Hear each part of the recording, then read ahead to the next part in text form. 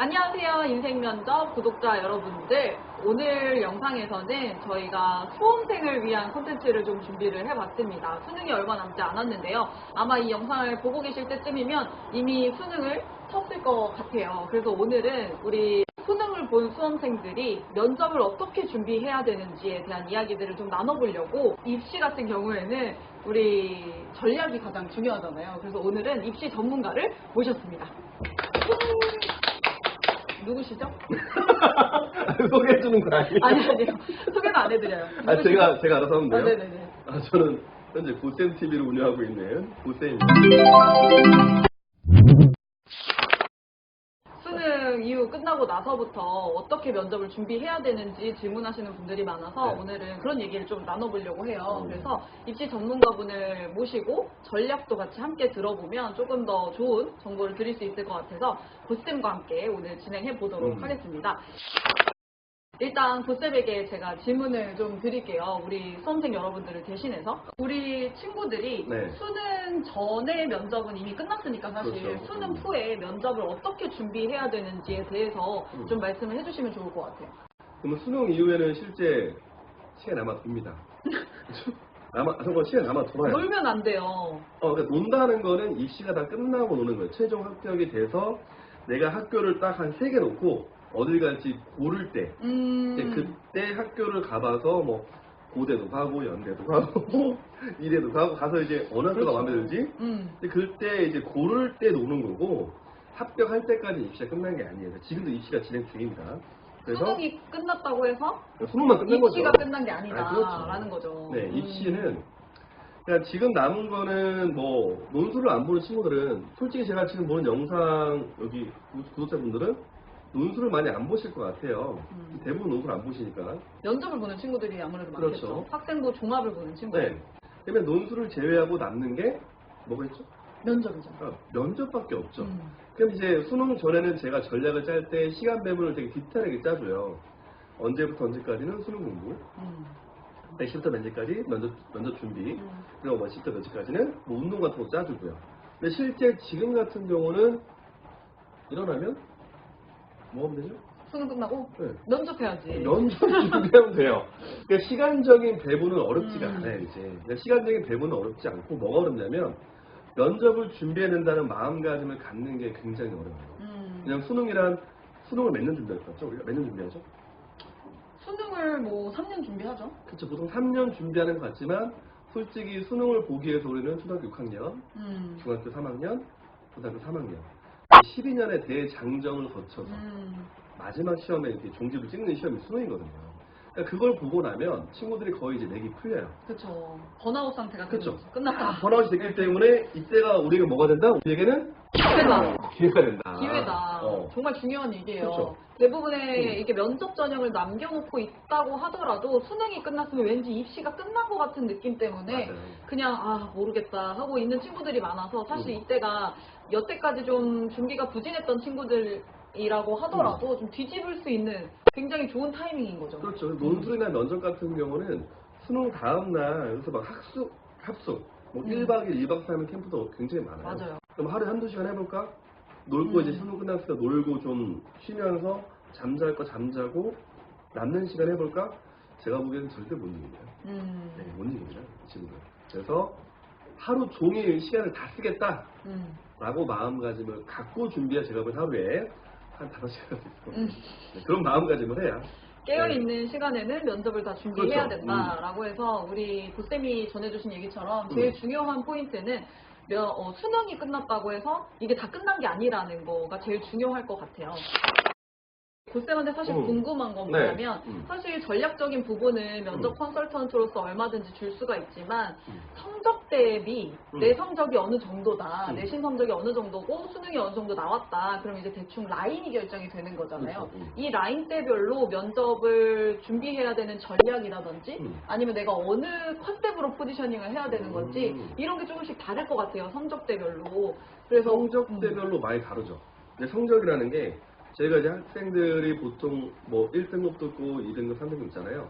그 절대적인 등급이 중요하진 않아요. 그러니까 절대적인 등급이 아니라 상대적인 등급이죠. 내가 만약 내가 쓰고자 하는 대학보다 좀 위로 썼어요. 그럼 그거는 상위 대학이에요. 내가 아무리 뭐 2등급이어도 상향 지원을 했다. 상향 지원했다. 그러니까 이거는 상중하가 지원에 대한 개념인 거지 내 등급에 대한 개념은 아니에요. 그러니까 상향 지원했냐, 적정하게 했냐, 아니면 하향을 했냐. 거기에 따라서 면접의 준비가 솔직히 많이 달라요. 만약 상향을 지원했다. 상향 지원이다. 그러니까 내가 만약 뭐 쉽게 말해서 한 뭐 서울, 인서울 정도 할 친구들이에요. 근데 탑 10의 대학을 지릅니다, 아이들이. 하나도 지를 수밖에 없어요. 근데 카드가 6개면 친구들이 뭐 교과를 2개 쓰고 학종을 4개 쓴다. 학종을 4개 좀 많이 쓰는 거죠. 그럼 그 중에 4개를 다 적정을 쓰진 않거든요. 교과를 보통 적정에 하향을 좀 맞추고 4개를 좀 올려 쓰거든요. 그 중엔 하나 완전 날릴 경우가 되게 많아요. 하늘 찌르는 거죠. 왜 학종을 모르니까. 가능성이 있으니까. 그렇죠. 가능성이 있기 때문에. 상향 지원을 한다. 1차만 붙으면 무조건 가능성이 있는 거예요. 근데 이제 상향 지원한 느낌이다. 도박해야지. 도박해야지. 무슨 도박을? 그러니까 묶고 더블로 가. 막 이런 거. 묶고 더블로. 그러니까 묶고 더블로 가야. 뭘 더블로 가야 왜냐면 내 능력이, 그러니까 학교에서 평가하는 게, 대학교에서 평가한 첫 번째가 뭘까요? 첫 번째가 학업 역량이죠. 학업 역량이잖아. 근데 학업 역량이 밀렸어요. 수치적인 학업 그렇죠. 역량이 밀렸다는 거죠. 그러니까 학종이 아무래도 정성평가라고 하더라도 첫 번째가 성적에 대한 게 90% 평가를 해요. 근데 그게 우선 밀려있으면 내가 더블로 묶고 더블로 가지 않으면 못 뒤집, 그러니까 안 뒤집혀요. 그게 생각보다. 내가 상향 지원했을 때는 좀 특이하게 면접을 보는 게 맞아요. 그냥 일반적인 면접을 봤다. 그럼 당연히 일반적인 점수가 나오겠죠? 그럼 당연히 성적에 밀려서 떨어질 수밖에 없습니다.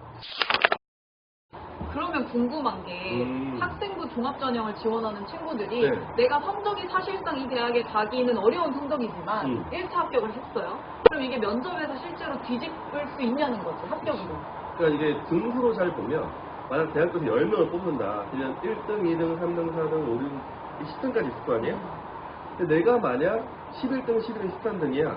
그 면접을 잘 보면 9등, 10등이 되는 거예요. 9등, 10등이. 왜? 9등, 10등이 면접을 잘 못 봤어. 그럼 그 자리에 끼어 들어가는 거죠. 내가 12등, 13등인데 1등이 되진 않아요. 네, 그런 개념은 아니에요. 면접을 잘 본다는 게. 하지만 우리가 대학을 잘 가는 게 뭐냐? 대학을 제일 잘 가는 게 뭔지 아시잖아요? 대학을 제일 잘 제일 잘 갔다, 대학을. 대학을 너무 잘 갔어라는 표현이 혹시 뭘까요? 내가 가고 싶은 대학교 간 거 아니에요? 대학교를 잘 갔다는 얘기는 마지막 문을 닫고 갔다는 얘기예요. 아. 네, 문을 닫고 가는 게 가장 마지막 이제 커트라인이다. 컨설턴트 입장에서는 대학을 얘를 잘 보낸 거야. 그거는 그러니까 붙지 못할 대학을 보냈다는 건 그건 사기예요. 무대를 갔어요. 갔는데 내가 성적이 남아서 한 건 잘 간 게 아니에요. 아, 정말, 자기 원래 네. 성적이 갈성적이니까. 원래 갈성적이니까 마지막에 딱 문 닫고 아슬아슬하게 딱 붙으면 아, 내가 잘 갔다 표현하는 겁니다. 그래서 이 면접은 정말 대학을 잘 갈 수 있는 마지막 키인 거죠. 문을 딱 닫고 들어갈 수 있는. 10등까지 대학을 가는 건데 내가 12, 13등이야. 내가 12, 13이었어. 근데 10등 딱 붙은 거야. 오. 와, 이거 면접 대박 난 거죠. 이걸 저희가 면접을 잘했다. 그렇죠. 대학을 잘 갔다는 표현하는 거예요. 저도 입시 면접을 하고 있지만 매년 이런 친구들이 생기거든요. 생기죠. 사실상 많다니까. 그지 성적만으로는 이 학교를 가기는 어려운데 그러면 내가 만약에 내가 성적상 이것이 굉장히 안정권이 아니다 이 학교 지원한 학교가 그럼 나 좀 간당간당하다라고 한다면 면접을 좀 공격적으로 준비를 해야 된다. 아, 올인하는 얘기. 올인 그냥. 그러니까 면접을 올인하고 공격적으로 하라고 했었는데 제가 경험했던 케이스 같은 경우에는 일본어학과를 지원하는 친구였는데 자기소개를 일본어로 해버렸어요. 그러니까 이게 실제는 언어나 개인기나 특이한 거는 정말 잘하지 않으면 마이너스예요. 일본어를 했어. 근데 그 앞에 앉는 교수가 일본어과 교수일 거 아니야. 근데 그 친구가 일본어를 진짜 잘하는 그렇지. 그러니까 이게 그래서 던졌을 바람을 한 거지. 마지막 바람. 마지막 바람한 거죠. 그러니까 그렇게 하는 소리예요. 좀 그냥 평이하게 보면은 어차피 떨어져요. 어차피 떨어질 거 그러니까 해볼 걸 다 해보자라는 거죠. 올인해서 정말 못할 거 할 거를 다 해서 던져봐야 합격 가능성이 있다는 얘기입니다. 학교 성적상 막 국어 성적, 영어 성적 이런 게 별로 좋지 않았는데 이 친구는 일본어를 진짜 잘했던 친구여서 그거 보여줄 수 있는 게 면접밖에 없잖아요. 그러니까 면접에서 1분 자기소개에서 약 30초 정도를 일본어를 해버린 거죠. 근데 거의 원어민 수준으로 일본어를 했던 거죠. 그렇게 해서 합격한 친구가 있었어요. 이런 가능하죠. 케이스가 아마 공격적인 케이스. 그럼 우리 내가 되게 상위권이다. 그래서 이 면접을 아까처럼 뭐 내가 되게 안정적으로 갈 수 있는 경우다라고 하면 어떤 그러니까 보통 이제 상중하잖아요. 그러니까 내가 1등급이어도 거기에 맞는 대학을 쓰면 그거는 그냥 적정인 거예요. 그럼 적정인 대학을 썼다. 그러면 당연히 내 자리를 지키기 위한 거죠. 그렇죠? 그래서 이 자리를 지키기 위해서는 무리를 쓰면 안 돼요. 무리수를 다 빼고 되게 아주 포멀한 형태의 면접 준비를 하시면 돼요. 평이하게. 아주 정말 평이하게. 그냥 있는 듯 없는 듯 그냥. 얘는 그냥 당연히 있어야 될 그런 자리처럼 느껴지면 얘는 뽑히는 건데 괜히 거기서 오버했다가 허점을 막 많이 보여주는 거지. 그렇죠. 학생들은 자기가 이제 막 장점을 드러내고 뽐내면은 되게 잘하는 것 같지만 전문가 입장이나 교수님들이 보시면 어떨 것 같아요? 귀엽지 뭐. 그치. 그러니까 귀여우면 다행인데 방금 임쌤 말대로 허점이 막 보일 때가 많아요. 그래서 정말 평이하게 가시는 거예요. 평이하게. 이게 면접 코칭을 해보면 상위권 친구들 같은 경우에는 내가 안다는 것에 대한 자부심과 프라이드가 굉장히 대단해요. 근데 물론 굉장히 중요한 거긴 하지만 면접에서 내가 이 부분에 대해서 면접관이 아는 걸 질문했다 할 때 학생 수준에서 적정한 대답을 해야 되는데 막 굉장히 더 아는 용어를 쓰려고 애를 쓴다든지 아니면 그걸 더 과장돼서 설명을 한다든지 하면 그게 오히려 마이너스 요인이 될 때가 있거든요. 엇나갈 때가 많아요. 생각보다. 학생들이 아는 수준이 그렇게 아주 깊지 않기 때문에 그러니까 학생 수준에서 적정한 답을 하는 게 맞습니다. 이거. 그럼 이제 그런 데서 허점을 많이 보이면 내가 적정 수준의 지원을 했다고 하더라도 그 느리는 거지. 문제에서 핑크테스트 이제 뒤에 있는 친구들이 막 치고 올라오는 거지. 내가 만약 한 7, 8등이야. 적정 7, 8등 붙는 아이야. 근데 그것 때문에 내가 좀 밀려서 90등으로. 근데 11등이나 치고 올라온 건 떨어지는 거예요. 뒤집히는 거죠. 그러니까 그런 형태로 떨어져 버릴 수 있으니까. 그러면 내가 하향 지원을 한 학교다라고 하면 사실 면접 준비 안 하고 가는 친구들도 많잖아요. 네. 그럴 때는 어떻게 해야 될까요? 이거는 면접은 하향 지원했다. 여기서 고민, 수능을 이제 봤을 거잖아요. 그럼 이게 여기서 수능이 제일 중요해요. 가채점을 했을 때 수능 성적이 이 대학을 넘는다. 그럼 면접을 하지 마요. 가지 말라고. 다 알고 있을 거예요. 그러니까 그렇게 이제 보험료로 노는 거라. 내가 성적이 고대가 성적이야. 근데 뭐 성대랑 딴 데가 붙었어. 면접을 가지 말아야지. 그런 식인 거예요. 그래서 가채점이 저희가 실제 제일 입시 전문가 제일 바쁠 때가 수능 끝나고 제일 바빠요. 가채점하고 면접 가야 되냐, 논술 가야 되냐, 이 대학 그런 게 엄청 바쁘기 때문에 수능을 보고 나서는 이제 하향 지원했다. 그러면 이거는 수능 분석을 정확하게 하셔야 돼요. 근데 이건 제발 본인이 하지 말고 그러니까 저한테 하는 게 아니라 주위 학교 선생님 많은 학교 선생님 있으시잖아요. 쌤한테도 물어보고 좀 전문가한테 물어봐서 결정을 해주세요. 이게 저도 인터넷에 그런 라인들 많이 올리거든요. 제 고쌤 TV 보시면은 라인이 적혀 있어요. 근데 그게 고3을 위한 게 아니에요. 그러니까 고1이나 중1들이, 그러니까 중학생들이 아 이런 라인 있다라고 보라는 얘기지. 그거를 막 뭐 라인 틀렸어요. 라인이 당연히 디테일하지 않지고 상담받아서 어떻게 해요? 유튜브에 어떻게 그렇고 그냥 오픈된 자료이니까. 네, 오픈된 자료인데. 그러니까 정확하진 않다라는 그러니까 거죠. 정확한 정확한 상담을 받고 면접 갈지 안 갈지를 정하셔야 돼요. 하향 지원은.